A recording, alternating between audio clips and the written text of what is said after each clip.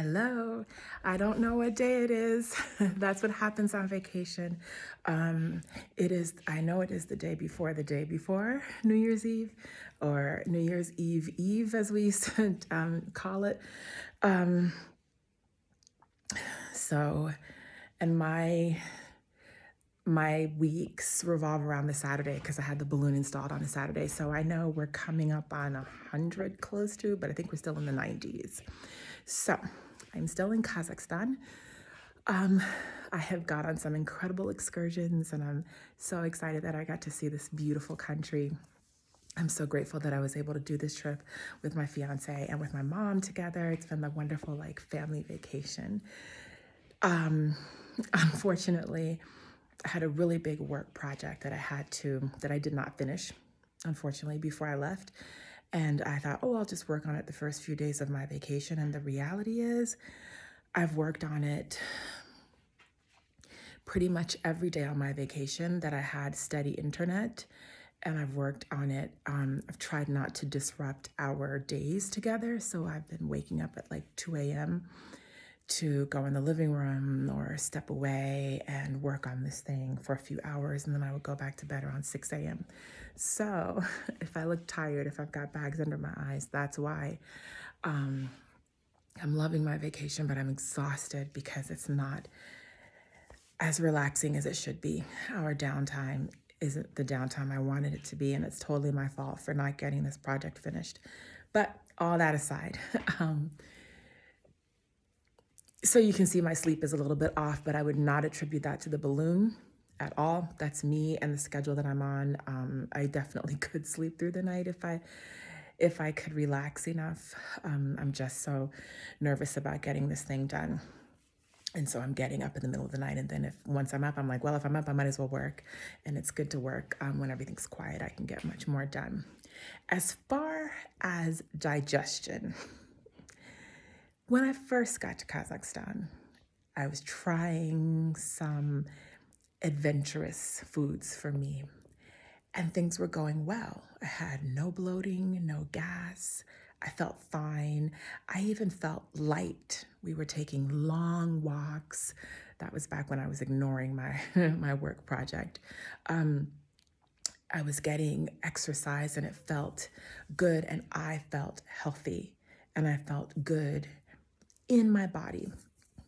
And that's kind of been my goal since the second month of this balloon and my second appointment with the nutritionist, when she said, okay, don't focus on the weight loss right now.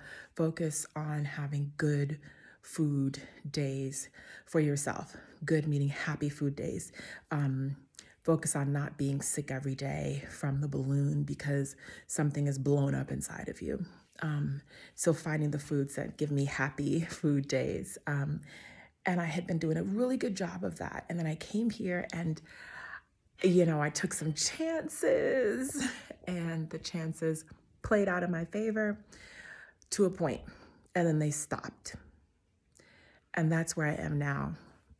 For the last 3 days, I've had gas, bloating. If you come from my part of the country in the US, you know the phrase bubble guts, where I've felt like that, where I feel like I need to use the bathroom. It's just a weird feeling. I feel like my skin's also not great right now. But again, I'm not attributing that to my digestive stuff right now because I'm also having a really terrible sleep cycle and I have a lot of stress on my mind about this work thing. But I did have a moment just now. It's the end of the day almost. It's like 11:30 on the 30th of December. And my fiance's in the kitchen cooking a wonderful meal for us. And I had already said, look, I'm not going to be able to have that. And he was like, well, you have just a piece. And I was like, no, I'm going to have to start putting my foot down. I can no longer just try a little. All of those small little tries are now building up on the balloon, or they're causing the buildup on the balloon. I think in the beginning, my system had been so clean, so to speak. I'd been really sticking to a vegan lifestyle that my balloon was sort of oh, okay, something new has happened here. That's okay. We can deal with it. But once it became a barrage and not just a one-off, the gas started to come again. We were walking today, just, in a mall, just shopping, getting some gifts, and I felt so uncomfortable. And I'm just wearing leggings and like a sport top, and I felt so physically uncomfortable. I'm not as bloated as I could get in that first month, but I felt like I was waddling. I felt like my legs were splayed out versus just being directly under me. I don't feel good. So I guess I just wanted to talk about that for a minute, because it's not just about what tastes good. It's not just about fuel. It really is, as that nutritionist told me, it really is about feeling happy in your body from what you've eaten. And you got to really define what happiness is for you. Like, is it that temporary, like, oh my God, fried chicken, yum? Or is it that sense of like, I feel light, I feel flexible, I have less aches and pains, I feel healthy in my skin, in my bones, in my muscles. And I've lost that. And I know from what I've done the last couple of months that the only way that me personally, this is no one else's experience with this balloon that I know, but my experience with this balloon is that I need to be on a vegan diet in order to feel that. Just for totally forgetting the weight loss right now. I'm quite sure I have gone the opposite direction, and now I'm terrified of what the scale is going to say. But I'm not even thinking about that right now. Right now, I'm really just thinking about how uncomfortable and gross and yucky I feel in my skin, in my body. That feeling of like constant, it's gonna sound so gross. God, so much TMI, but constantly being on the edge of some kind of gas happening, burps erupting out of you, or you going like, uh-oh, let me not pass gas in this space. And I didn't have to deal with that when I moved to a vegan food style, and I am going to go back there immediately. My fiance is making a borscht that smells like heaven from the living room, but I walked in and saw a giant bowl of meat, and I was like, yep, nope. And that he was like, have a little piece. I'm like, nope, I'm not gonna try it. He's famous for his fish soup. And I told him, I can't eat fish, I can't eat fish. He said, just have a little piece, have a little piece. Had a little piece. And it's been devastating all day. I've been tooting everywhere I go, even just working here in the room and at the desk. I've been miserable. I've said before, Kazakhstan is a very hard place to be vegan. It is a challenge. I don't know a dish of theirs except their salads, which are delicious and very well dressed. But I don't know a dish of theirs, a traditional dish of theirs, that doesn't have some kind of animal product. But I have to go back to finding ways of getting out of eating that stuff. So we have been invited to a very traditional Russian New Year's Eve by some friends here who've been super, super helpful with us on excursions and lots of different things here while we've been on vacation. They've even hooked us up with this incredible apartment that we're staying in. So they've invited us. They're Russian, so they're gonna have a traditional big Russian thing. And the traditional Russian New Year's that I understand is a lot of salads. However, those salads are made predominantly with mayonnaise, and they're very thick, decorated affairs. Like, they look like cakes. They're designed to look like cakes. If you get a chance, Google Russian New Year's Eve salads. It will kind of blow your mind. My Russian teacher once said to me, like, oh, what do you know about Russian salads? And I was like, I don't know, lettuce and tomato. Like, how is it different from anywhere else? And then she said, let's just Google or Yandex, as it is in this part of the world.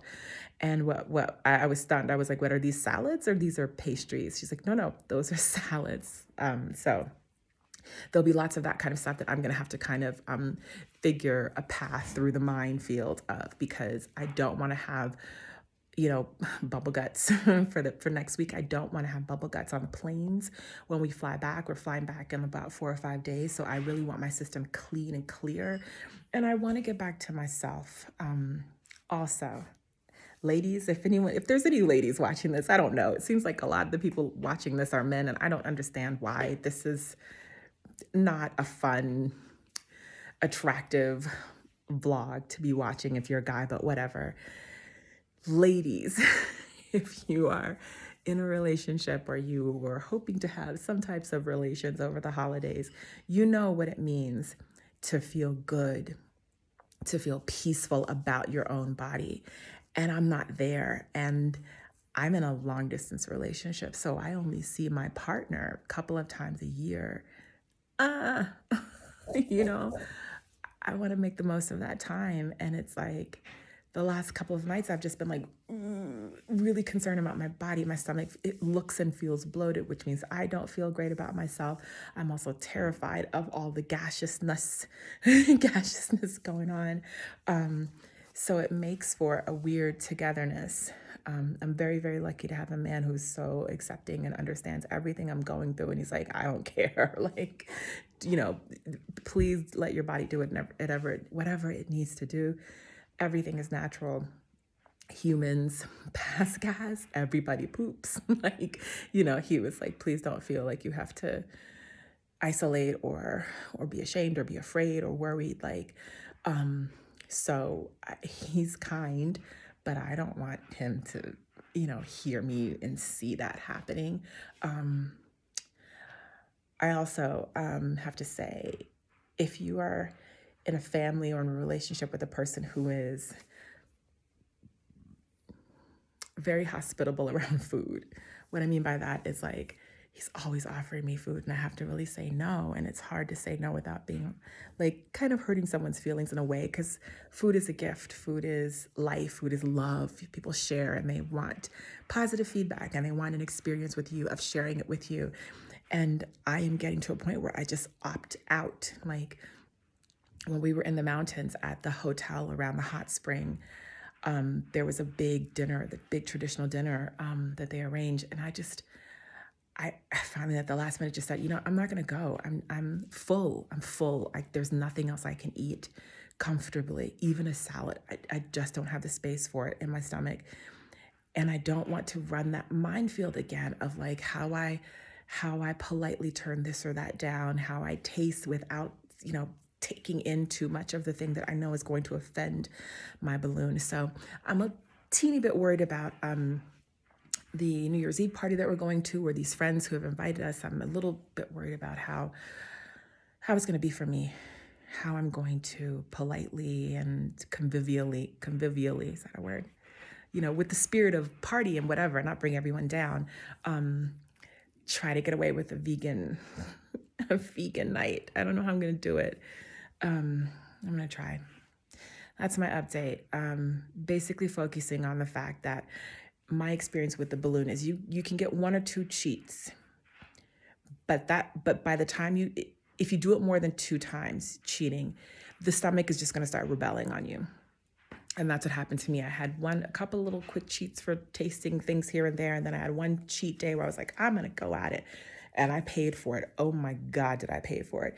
I may still be paying for it. And ever since that cheat day, even, excuse me, a tiny spoon of fish is going to set me off. Even a little piece of meat, no.